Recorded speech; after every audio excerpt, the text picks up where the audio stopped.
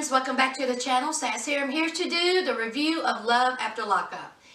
It just went off and I am doing the review right now. Okay, then I'm going to go to bed.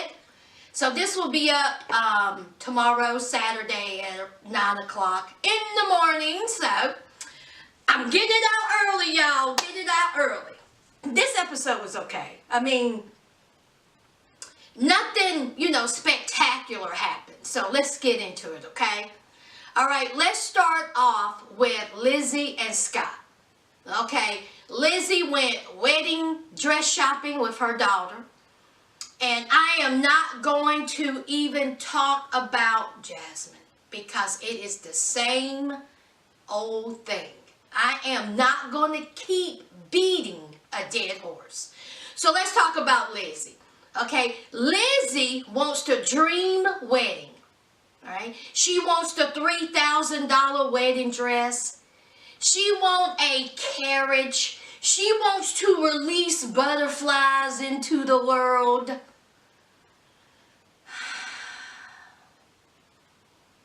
She wants all this because, her man, okay, Scott is going to pay for it. He's taking care of her. He has money. She loves him. And he has money. That's a bonus. So we see broke down Scott. All right. He's telling Lizzy to come on outside. He has a present for her. So she goes outside and she's like, oh my God, oh my God, oh my God. And there is a very nice car with a big bow on it. All right. As we know, Scott went and, went in further debt to buy this woman a car. But there's one other surprise. Scott got his teeth fixed, y'all. He went to the dentist for a quick fix. And it don't matter if he can't bite an apple. But hey, I'll take it. And Lizzy, she was just, oh my gosh, she was so happy he got teeth. She said, my man went from looking like the homeless to Mr. GQ. I tell you what, every time Lizzy opened up her mouth, a lie falls out. Let's move on. All right, let's talk about Caitlyn and Matt. Matt is at the jeweler's looking for a wedding ring because, him and Caitlyn are engaged. And Caitlyn has put up with a lot, all right? Living with his mother. He's a bum. He also said that while he was incarcerated, he came and visited him more than anybody. She put a lot of money so they can talk on the phone more than anybody other than his mother. So, hey, she deserves a ring, okay? Now, he didn't purchase a ring, of course. What's he going to purchase a ring with? All right, here you are talking about you want to be engaged to this woman. You want to marry this woman. This woman has shown you that she loved you, but you still don't want to get out your mama's house. Okay, Matt. Okay. Later on, we see Caitlyn. She is a mess. She is in tears. She's upset. She gets a phone call that her mom had passed away in her sleep. Now tell me, that is so sad. No jokes here. Okay. The last time we seen her and her mom, her mom showed up at the restaurant and, Caitlyn storms out, but later on they had a conversation. They were trying to make amends, but Lizzy, Caitlyn's mom passes away. I tell you, that is so sad. And she was just so heartbroken because her and her mom never truly had a relationship. She said up until she was 3 or 4 years old, she was a fantastic mother. But her mother's drugs and demons got the best of her, and she was not a good mother. They didn't have a good relationship, and, she passed away without them ever making amends. Listen, I'm going to say this, and I'm not getting on my soapbox, but from someone who, I don't have a mom. Okay, my mom passed away when I was 21 years old, okay? And I would give anything anything just to have my mom around, just to talk to her, you know. So for the ones who have a awful relationship with your parents or a loved one, I don't care if it's good or bad, talk it out. Okay? If you want to say screw you even after you get it off your chest, you can't let that sit on your chest. You're going to have to let that go. And you're going to have to get it out. Because, honey, as you know, you could be here today and gone tomorrow. That is just a terrible, terrible thing. And I wouldn't wish that on anybody. And I really hate that for Caitlyn. All right. Now, let's move on to delayed Clint and crackhead Tracy. Okay, now, I need for y'all to answer this question. Are we positive that Clint did not dip into some of Tracy's crack? And when I tell you Clint looks like who done it and what for, Clint look a mess. Smoking up cigarettes, face ashy, nails dirty, lips chapped. Honey, Clint looked like he had not seen water in a couple of days. He gets a phone call. You have a collect call from a correctional facility. Crackhead Tracy had made the phone call. Honey, Clint was ecstatic. Crackhead Tracy said that she got pulled over.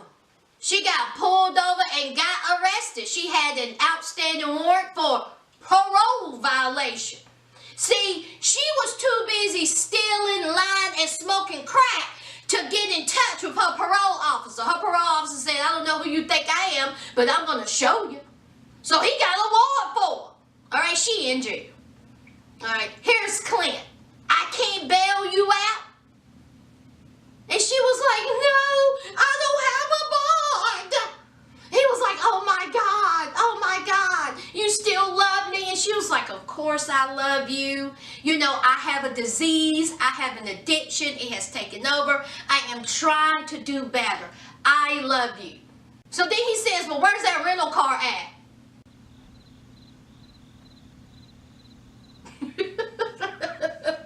Honey, that was the longest pause known to man. She says, it's at a store. We'll talk about it, you know, when I get out. We'll talk about it, because, you know, I thought, you know, if I left at the store, it has one of those trackers.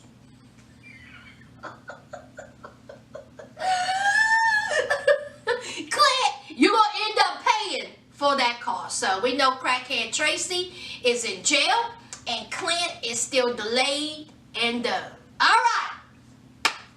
Let's get into the trio of fools. Now, Sarah and Michael, his mom and his sister came down to visit. And let me just say this. Michael's mom seems like a cool chick. She pulls Michael inside and said, look, we need to have a heart-to-heart, okay? You have Sarah, your wife. Y'all have been together for a long time. She has been there for you when you was locked up. You have a child with this woman. Now, I'm not trying to get in between what you and that other girl have, but you got to let her go. You have a whole wife and a child to think about. It's time for you to stop acting like a fool, and get your life right. Now, she didn't say those exact words, but y'all see where I'm going. And here's Michael. My mom, you know, is trying to give me good advice, you know.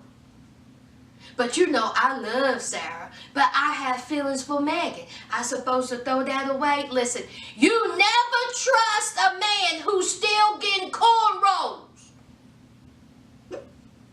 Why you got cornrows, Michael? You don't never trust a man who still got cornrows. Never. No question. Okay, that is a solid no. Okay, if a guy comes up to me, he got cornrows, I'm going the other way. And you can't be trusted. You can't be trusted. All right, so here's Megan. Megan, she's FaceTiming with Michael, and she says, well, guess what? I'm coming to New York to be with you. And so, of course, Michael, make excuses. She said, well, I really don't care. I'm coming.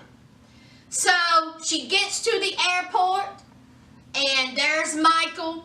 You know, they're walking along hand in hand, and he says, well, I got something to tell you.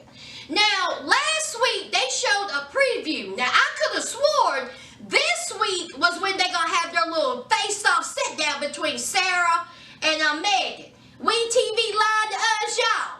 I was waiting for that sit-down, so I guess they're going to wait another time to do that. That's it for Mike. That's it for the trio of fools. That is it. All right, let's talk about Latino Heat and Brittany. It is Latina Heat's 40th birthday. And Brittany is throwing him a party at a very nice house. I think it's one of his friends' house. Very nice. Honey, it was a cast of characters there. We have ex-con Sasha. She there. She had a man with her. All right. Then we had Amanda. Ex-con Amanda shows up with another ex-con Amanda. Brittany didn't like that one bit. She was jealous, y'all. She was like, well, who's this? And so Amanda, you know, was introducing her and all this. Latino, he is outside talking to an OG, somebody who gives him advice.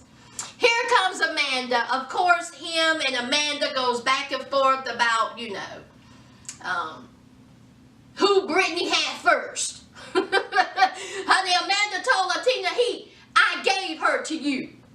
Okay? Just remember that. Of course, you know, that was a pretty little, you know, scene. Well, Amanda goes back inside, and Amanda's boo Amanda goes up and starts talking to Latina Heat. When they started, you know, having words, you know, just some little nice banter, nothing out of control. And then Brittany finds out that, you know, she was disrespecting her man. Okay, Brittany went hood real quick, y'all. Brittany was like, I ain't gonna have nobody disrespect him. I'll go off on that bitch. I will whoop her ass. That's what I do, but I can't do that because I'm pregnant. That's what she's telling Sasha. Sasha was like, oh my God, you know. Brittany said, you are the very first person that I have told. I haven't told anybody. Don't you spill the beans, girl. Don't you do that. So Sasha was like, I won't. So yes.